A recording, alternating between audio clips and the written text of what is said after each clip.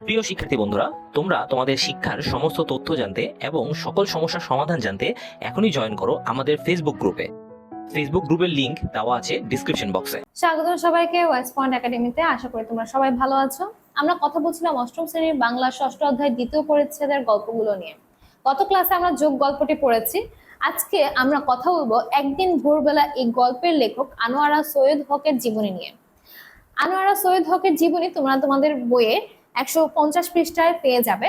সেই তথ্যগুলোর সাথে আরো কিছু তথ্য যোগ করে আজকের এই ক্লাসটি আমরা সাজিয়েছি। তাহলে আসো তার জীবনীটা আমরা একটু সংক্ষিপ্ত আকারে দেখে নিই। আনোয়ারা সৈয়দ হক উনি জন্মগ্রহণ করেন 5ই নভেম্বর 1940 সালে। তার জন্মস্থান তৎকালীন ব্রিটিশ ভারতের বর্তমানে বাংলাদেশের যশোর জেলার চুরপট্টি গ্রামে। তার শিক্ষা জীবনটা যদি দেখি, মধুসূদন তারাপ্রসন্ন উচ্চ বিদ্যালয় থেকে ম্যাট্রিক এবং 1958 সালে মাইকেল মধুসূদন দত্ত স্কুল ও কলেজ থেকে আইএসসি পাশ করেন। 1959 সালে আনোয়ারা ঢাকা মেডিকেল কলেজে ভর্তি হন। তিনি ইংরেজি সাহিত্যে পড়তে চাইলেও তার বাবার আগ্রহে তাকে মেডিকেলে ভর্তি হতে হয়। 1965 সালে তিনি এমবিবিএস পাশ করেন।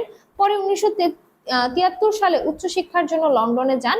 তিনি সেখান থেকে 1982 সালে মনোবিজ্ঞানে এমআরসিপি ডিগ্রি লাভ করে দেশে ফিরে আসেন। তাহলে দেখো, শিক্ষা জীবনে তিনি কিন্তু কোনো সাহিত্য নিয়ে পড়াশোনা করেননি, তিনি কিন্তু দেখা যাচ্ছে একজন ডাক্তার ছিলেন। এরপর তার সংক্ষিপ্ত আকারে তার কর্মজীবনটা আমরা আসলে দেখে নিই।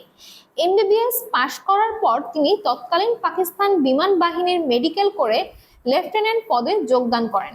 1971 সালে বাংলাদেশ স্বাধীনতা যুদ্ধ চলাকালীন সম্পূর্ণ 9 মাস তিনি পাকিস্তান বিমান বাহিনীতে কর্মরত ছিলেন। ঢাকা এয়ারবেসের মেডিকেল সেন্টারে তিনি চিকিৎসা করেছেন সৈনিকদের এবং তাদের স্ত্রী পুত্র কন্যাদের। 1973 সালে তিনি সেনাবাহিনীর চাকরি থেকে ইস্তফা দিয়ে লন্ডনে চলে যান এবং সেখানে কয়েকটি হাসপাতালে চিকিৎসক হিসেবে দায়িত্ব পালন করেন। লন্ডন থেকে উচ্চতর ডিগ্রি নিয়ে দেশে এসে 1984 সালে ঢাকা মেডিকেল কলেজে মনোরোগ বিভাগে সহকারী অধ্যাপক হিসেবে যোগ দেন। তাহলে তার কর্মজীবনও কিন্তু ছিল বিভিন্ন জায়গায় বিস্তৃত। ওনার কিছু উল্লেখযোগ্য রচনা আসো দেখে নিই। ছোট গল্পের মধ্যে রয়েছে পরিবর্তন, পারুলির উদ্যয়ন, হেলা যাচ্ছিল রেশমার সাথে দেখা করতে, যাচ্ছিল হবে এটা। উপন্যাস তৃষ্টিতা, সোনার হরিণ, সেই প্রেম সেই সময়। তার উল্লেখযোগ্য প্রবন্ধগুলোর মধ্যে রয়েছে নারীর কিছু কথা আছে, কিশোর কিশোরের মন ও তার সমস্যা, যেমন আমাদের জীবন। ঠিক আছে, এগুলো হচ্ছে তার উল্লেখযোগ্য গ্রন্থ। তবে তোমাদের বার্ষিক পরীক্ষার জন্য তার জন্মসাল এবং তার ওই গ্রন্থগুলো খুবই গুরুত্বপূর্ণ, যেগুলো তোমাদের বইয়ে রয়েছে। তার উল্লেখযোগ্য বইয়ের নাম ছানার নানা বাড়ি, বাবার সঙ্গে ছানা, ছানা ও মুক্তিযুদ্ধ ইত্যাদি। এবং আমরা আগামী ক্লাসে একদিন ভোরবেলা গল্পটা সম্পূর্ণরূপে আলোচনা করব, বিশ্লেষণ করব যে গল্পটি নেওয়া হয়েছে তার কত রকমের গল্পের বই থেকে।